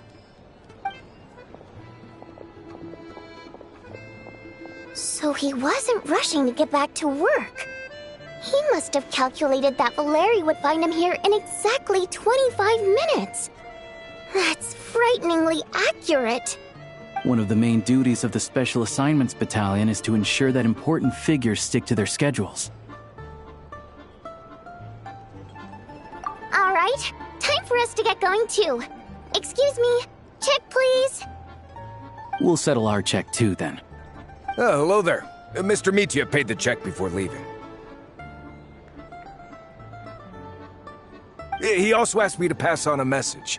He said it was an honor to share his tea break with Miss Vodyanitsa and her two friends. Wait. So he knew we were here all along? This raises a lot of questions. Did he deliberately mention the new energy source so that we'd overhear it? Maybe his work isn't confidential after all.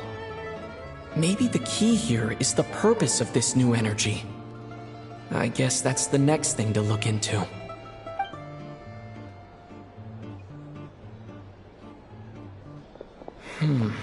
Vodyanitsa and Alosha have left. Time to head back and call it a day.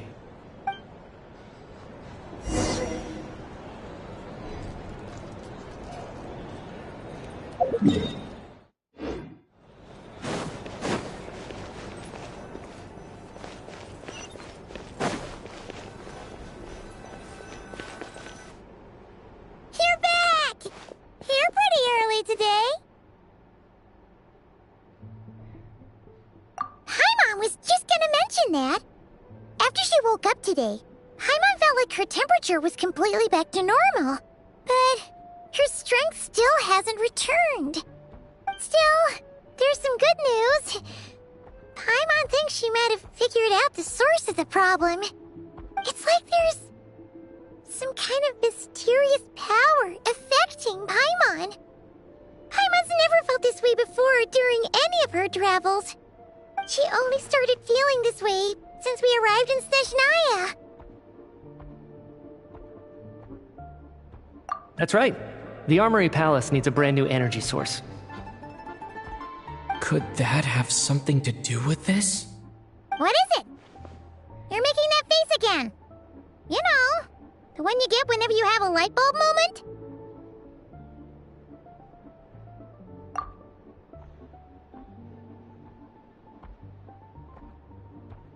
So, they're trying to develop a new energy source here? And you think that might be why Paimon's feeling unwell? Well, Mitya denied that the energy they're researching has any side effects. Although, he did say that people working on the project have been having issues with their concentration and short-term memory. And even so, those are completely different symptoms from Paimon's.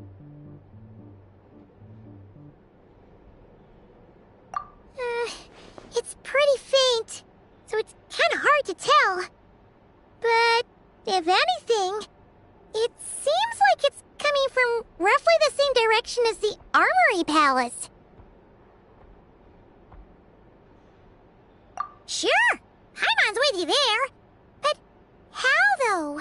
The Rokat only has a limited amount of intel.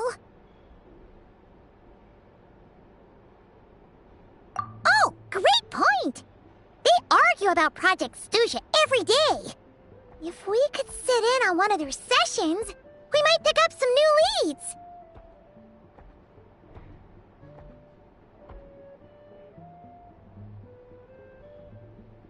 Good idea!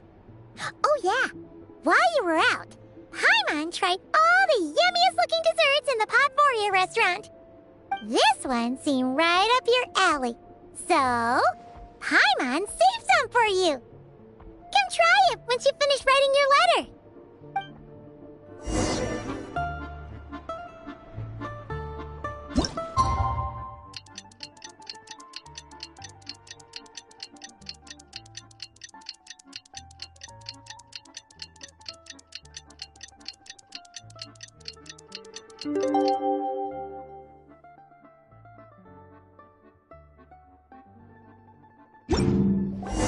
Alosha replied. He says that we won't be able to speak at the Vetcha, but he can arrange for us to attend as visitors. Time to get ready.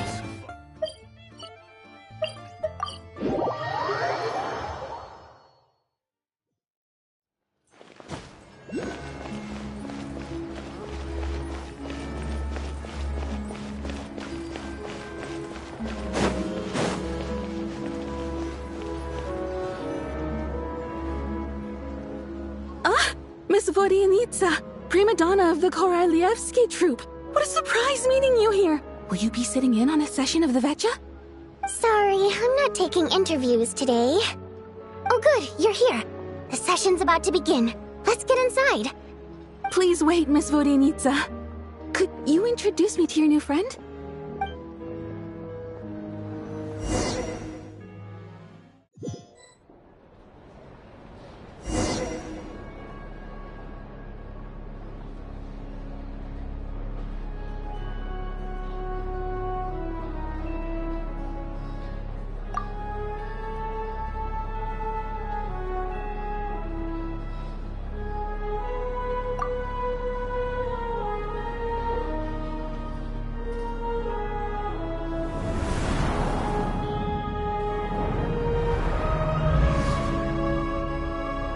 In summary, the energy management commitments made for the outgoing period have been delivered upon.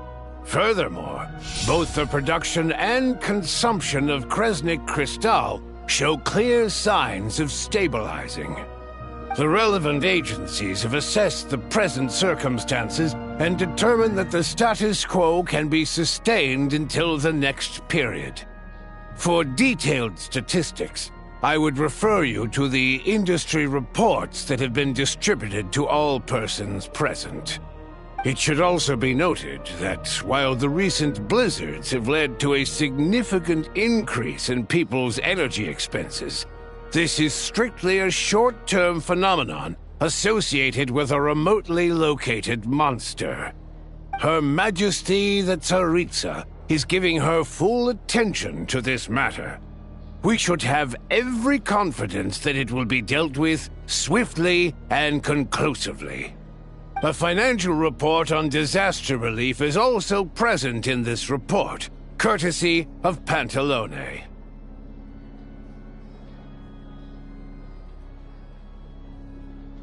They cover the same old ground every single time. The rooster never seems to mind, but everyone else is getting tired of it. There's a general lack of trust. People aren't seeing any tangible benefits that affect them directly. Of course, none of that will be reflected in any of the reports on the table. Yeah, if it weren't for these hard copy documents, I could have at least made something up.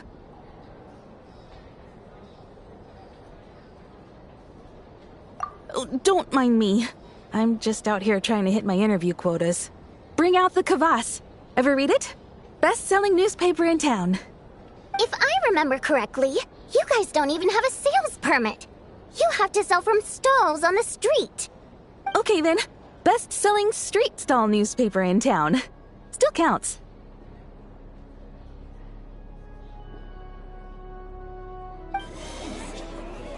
Order! We will now open the floor to the representatives. If there are no further substantive issues to discuss, we will then proceed to a vote on this motion. Snezhnaya has a long tradition of treating members of the Fatui armed forces and their dependents favorably. But recent surveys shows that Fatui families in remote areas have access to 15% less crystal than the average civilian family in Snezhnograd. It's been said many times before, but it bears repeating now. There needs to be a clear and consistent rationale behind how crystal is allocated, or we will soon face immense public backlash. Perhaps you wouldn't need to keep repeating yourself if you would hear me out for once. I say again, true consistency exists only in principle. In the real world, fairness is relative. You appear to treat resource allocation as a simple function of production and population. So what about when the equipment used in production breaks down? Have you factored that into your equation? And do you even know how long it's been since Snezhnaya last conducted a census? If I knew the answers to questions like that, I'm sure I'd be a very wealthy man. And I doubt I'd be going by child. I'd like to bring the focus back to the specific issue I raised. Or do you wish to deny that favorable treatment for Fatui dependents is our long-standing policy? It's easy to be a critic when there's no accountability. That seems to be a running theme in the anti-Project Stuja cohort. Defeat the ringleader and all other problems will magically resolve themselves. That's what they seem to think. But in case you aren't aware, not one jot in my report would change whether Project Stuja continues or not. So you have no intention whatsoever of finding a solution to this problem? On the contrary, I'm the only one here who ever brings solutions. Child opened by speaking up for the armed forces. Regrator struck back with style and a war of words ensued. Our reporter was live on the scene to get the audience's reaction as it all unfolded. Who do you support? The people have spoken! Child received raucous applause from the crowd as he pushed Regrator onto his back foot with a relentless barrage of questions. It had to be seen to be believed. Now you see why they don't have a sales permit. However this reporter wants to spin things, I haven't forgotten that Tartaglia was representing the Northland Bank when we first met in Liyue. So surely, their relationship can't always have been this strained. You two are getting off topic. Let's focus on what the data is saying. Mr. Pantalone, may I speak on your behalf? Oh, please do. I'm more than happy to save my breath. Crystal distribution policy undergoes modifications with each new period. The ultimate goal being to find the most reasonable method of allocation, which I believe is what Mr. Tartaglia also seeks. But I fear many may have been misled on this topic by extremist activists. To clarify, Project Stuja is not the root cause of the problem. It is merely a framework for resource distribution. The most recent reports all point to Snezhnaya's resilience and adaptability during this period of fine-tuning. The framework is improving with each iteration. To make drastic adjustments without first considering the risks would likely do more harm than good. It would be a waste of the hard-won experience we've gained to date. Renowned scholar of finance, Arapov spoke up to clarify the fiscal logic, clearly alluding to social organizations like the Rokot in his words. With the notorious Lelex still active to this day, should the Rokot be held responsible? No, there is someone else to blame.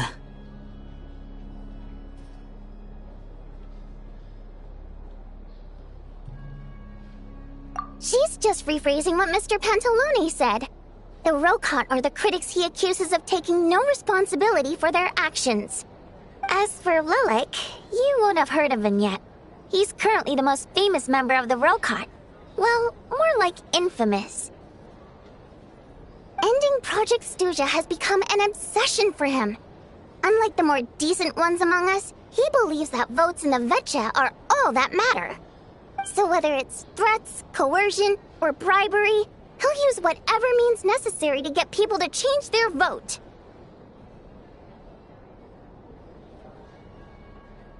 And since we're already on the subject, what do you think of Lelek's methods? Are you for or against?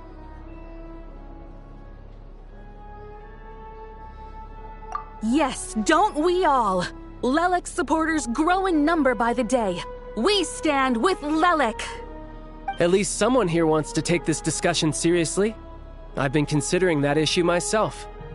What you really need is more precise regional data, right? I think it would be easiest to let the Fatui handle it, since they're already in charge of Crystal shipments anyway. We may as well get them to collect some data while they're at it. Whatever you need, you can ask the Fatui to look into it for you. In terms of supervision, I think the Druzhna would be a good fit. I had hoped to discuss this with Miss Vesna, but sadly, she's not present. I will be happy to take a note of your suggestions and present them to Commander Vesna for a decision upon her return. The Commander has always taken a keen interest in Project Stuja. However, given the Druzhna's demanding workload, I'm afraid it may prove difficult for them to provide any practical support. Let us refrain from jumping to conclusions until a concrete and actionable plan is in place. My apologies, Lord Rooster. There are numerous issues to address here, including manpower, time sensitivity, and reporting lines. Nevertheless, I support drafting a proposal. Follow the usual procedure, and it can be raised as a new motion for all parties to evaluate at the appropriate time. In that case, I'd like to share one thought before the proposal is drafted. The issue of time sensitivity was raised just now, which I presume relates to the official reports. In fact, the Energy Commission already collects regular statistics on each urban center and its surrounding area. Would these be of any use? That's a good idea. I read every issue of Svietlolaidovka's report, and although my focus is mostly on the section about equipment operation, the energy consumption statistics also yield a lot of insights. Be that as it may, does no one see an issue with using local data to determine crystal quotas? In the long term, it seems like a very risky solution. Not if they are used purely for reference. So long as we have the report from the Northland Bank's headquarters to corroborate it, no one will be able to fool me. Very well, then. It appears that this arrangement is acceptable to all parties. Yeah, sounds good to me. The members reached a provisional consensus on the issue of improving treatment for Fatui soldiers.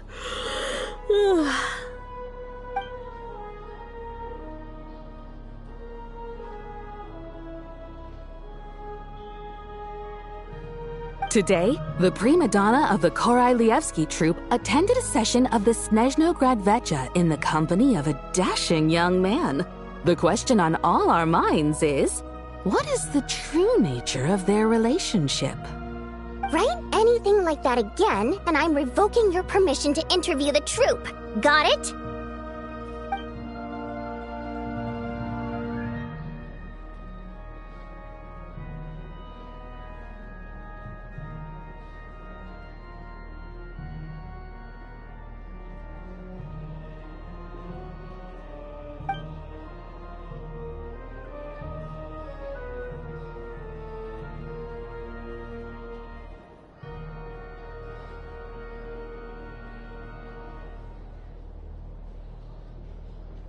Now then, if there are no further contributions from those present, we shall proceed to the final vote. Hey, check it out! What made him vote against? Why now?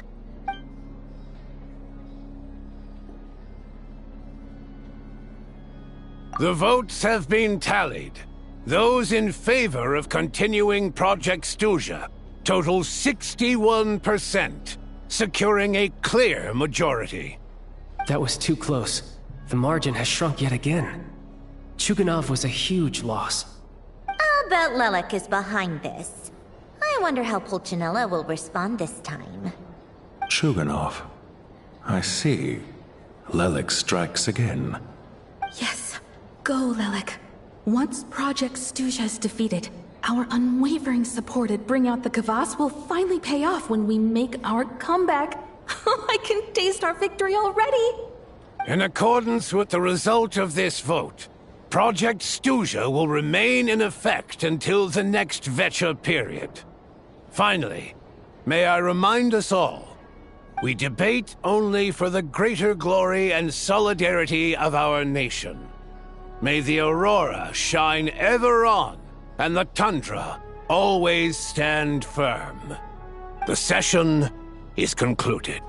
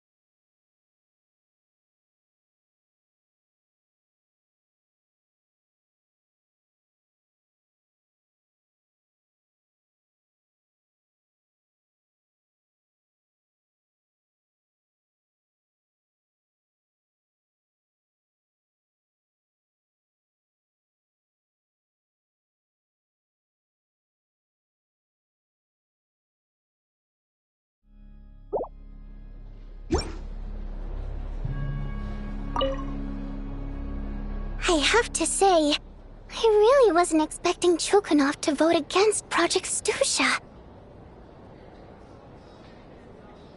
Well, in principle, Snezhnaya's business and political elites ought to be the ones least likely to oppose it. As we heard, Project Stusha is basically just a resource distribution framework that requires everyone to cut back during the winter. But even if the policy got cancelled, that's a hit. I got a letter from Mr. Mitya just before today's session. He said he's confirmed that there are issues around overtime and excessive energy consumption at the Iskra manufacturing plant. In a situation like this, once the Rooster receives the report, he'll order the factory to halt production and submit to an investigation before issuing a penalty. But that's a week-long process, and thus didn't make it onto the Vetcha agenda this time.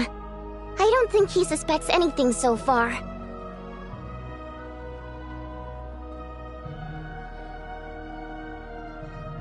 Exactly.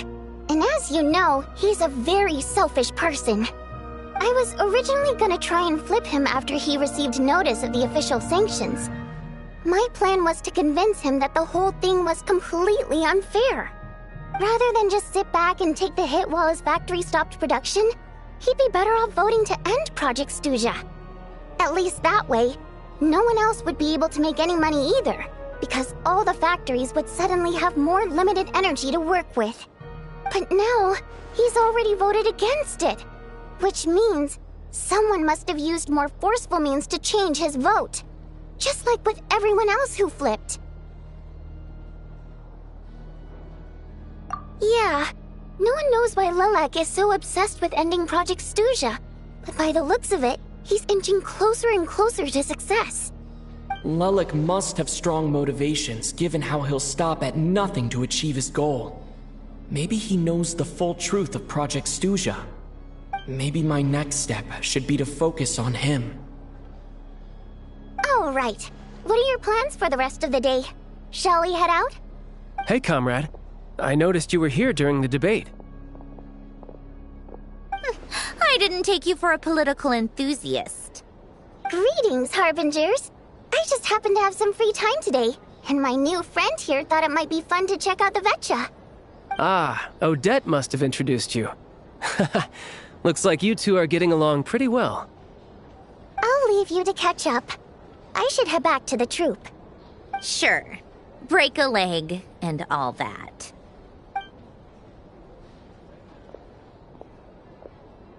Thought it might be fun to check out the Vetcha, did you? Things are never that simple with you, Traveler. There's no way you're here for kicks and giggles. Tell me I'm wrong. Oh, yeah. To some, he's a captivating enigma. To others, he's the bane of their existence. No one ever thought that some anonymous nobody from the Rokot could cause such a stir.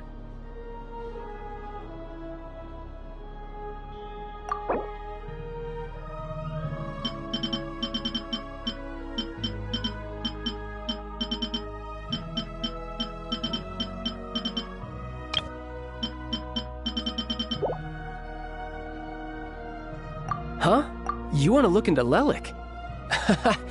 Then I'm sure his days of anonymity are numbered. What do you think, Sandrone? Fine by me, I guess. If the Traveler actually manages to expose Lelik, it'll be doing Pulcinella a favor. In return, it seems fair to let him in on what we've learned so far. My thoughts exactly. Sharing is caring, after all. Head back to Glupov and grab the files on Lelik. It's easier to just pull the records than go through the rigmarole of getting the Traveler a visitor's permit. As you command, child, sir. In that case, since we're going to be waiting anyway, I'll have someone brew a pot of black tea.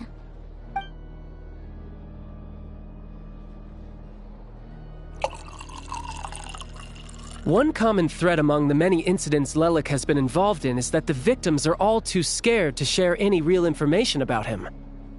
Clearly, he must have threatened them in some way. His modus operandi is to silently infiltrate the scene and leave a threatening letter behind. But neither the letters nor the crime scenes ever yield any clues to his identity. So all these files have to offer are short statements by the people affected. They don't give us a lot to go on. If nothing else, it shows we're dealing with a trained professional who's versed in counter-surveillance. Yes, and to that point, he often strikes in highly secure locations. The victims are high-ranking and influential people who take their personal security very seriously. Somehow, Lelik slips right into their rooms without making a sound. There's never any eyewitnesses, nor the slightest trace of a break-in. If he can get in and out undetected, it means he can strike without warning. Not that that's ever happened so far, but the thought is enough to scare these people sleepless. It's hard to believe that a human being could pull this off flawlessly every time, so they switched the focus of the investigation to Faye. Unfortunately, no one's found anything yet. Careful, don't underestimate me. Although truth be told, I'd probably find it hard not to blow my cover. Direct confrontation is more my style. We haven't ruled out the possibility of Lelik being human. It's just, there can only be a handful of people in all of Teyvat who'd fit the profile. Faye, on the other hand, plenty would have the ability, but few would have the motive. No, not as strong as me. You'll never find the culprit with criteria like that. Let's go with a little weaker than me. Oh, you hit me right where it hurts. I'll admit, he's strong and meticulous. But can we at least limit this to candidates who have something to do with Snezhnaya? He's just trying to find a reference point. Stop getting fixated on who's stronger than who. But that's the most important thing. In my opinion, anyway.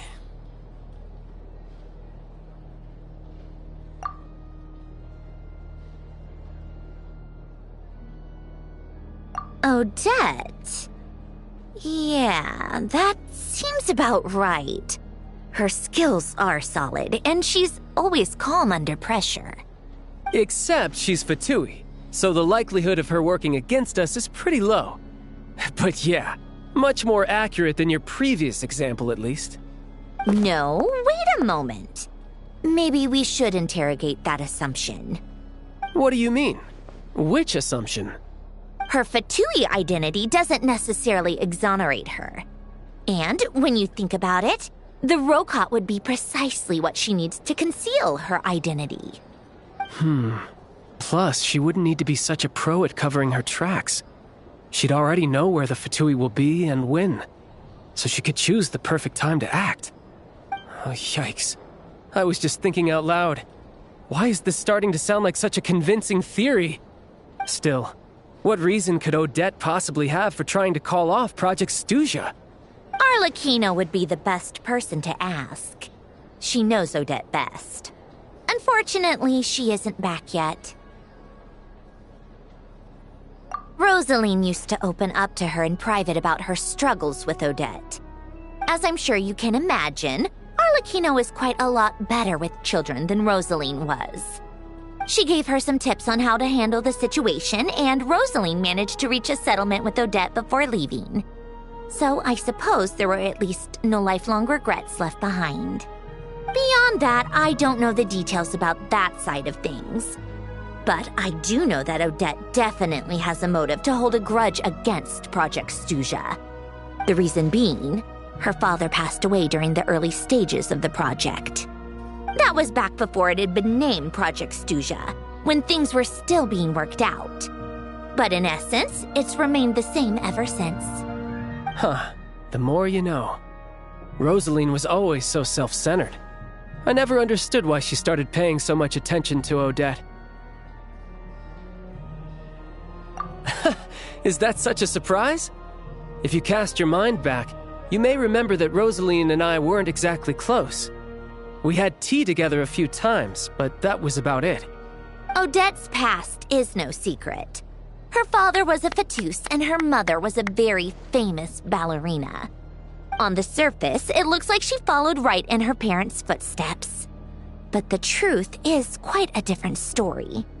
After her father passed away on a mission, her mother was overcome with grief. She broke her leg during a performance and could never dance again. Odette was only interested in ballet at the time, but this tragedy left the family with both breadwinners gone.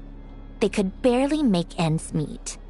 Per Capitano's policy, family members of Fatui who died in the line of duty had to be appropriately accommodated and provided with adequate assistance. So, regardless of how Rosaline may have felt about it, it fell to her to resolve the issue of Odette's family's livelihood. In the end, the solution they agreed upon was to have Odette join the Fatui. Right, because the alternative would have been a one-off compensation payment, I guess. In that sense, joining up was definitely the better option. Still, she must have had mixed feelings about it, right? If she doesn't even like the Fatui. It's just a theory, a possibility. But as a motive for Odette to become Lelik, it holds up.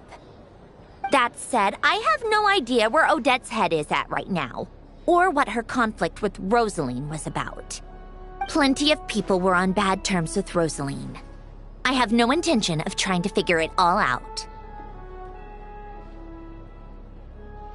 Yes, but there's not much point in discussing that now. Yeah, back to Lelik. Since our investigations so far have turned up next to nothing, we've got nothing to lose by trying a new angle. Funnily enough, Tonya and I had actually made plans to go to the theater tomorrow to watch Odette's rehearsal. Unfortunately, thanks to this Lelik situation, I'll be stuck working overtime again. Which means you can go in my place. No point wasting the ticket. Plus, you'll get to meet Tonya. Spirit Seeker. Quite the classic ballet. It was passed down through Odette's mother's family for generations, though it hasn't been performed in years. But Odette's been practicing it diligently, and it's finally ready for a return to the stage. Excitement is through the roof. Tickets for the official performance sold out long ago. Tonya's excited for it too. She's desperate to see it no matter what. Personally, it's not really my kind of thing, but since she's my little sister, I had to figure something out. I've actually seen it several times before. The story's pretty straightforward. The lead character follows a trail of clues left behind by a spirit, gradually recovering her memories along the way. It's a tale of love and regret. So not exactly reinventing the wheel, at least by today's standards. But when that classic melody kicks in and the lead character begins to dance, it always gets me. It really is beautiful. Not an easy dance to do justice to, though. I know it's always been Odette's dream to perform this piece, but I'm not sure she's really ready. In that case, I think that even if she is Lelik, we should wait until her performance is over before we respond. I'll let you take it from here, comrade.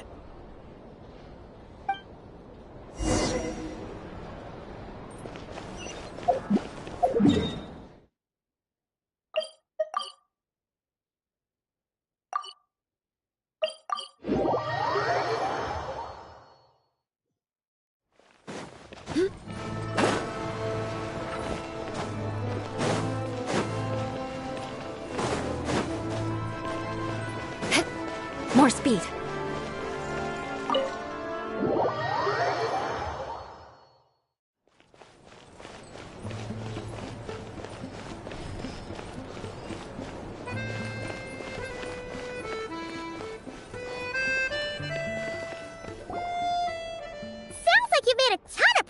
Today. It's good that everything's going so smoothly. Next step is to head back to the theater and get a clear answer from Odette. Either way, Paimon doesn't get the sense that she's a bad person. Sure, she might have done some pretty extreme things, but Paimon bet she has her reasons. Maybe this is going too far, but with everything she's managed to do so far, wouldn't it make more sense in theory to be even more, heavy-handed? Why leave a letter when she could, well, we know there are plenty of other ways to keep people in line, right? The point is, she could have gone further, but she didn't. So, If it is her, she's got some principles at least. Yeah! Well, all you can do is follow the facts wherever they lead. No change, really. But that thing Paimon told you about yesterday? Paimon feels like she can sense it more clearly now. Hearing you talk about your day makes Paimon itch for an adventure. If only she could be there with you so we could experience it all together. Yeah, I wish you could be there too. I'm not used to adventuring alone. But don't worry, we'll get to the bottom of this. Guess it's just one of those things. Never mind. Paimon will behave herself and keep resting.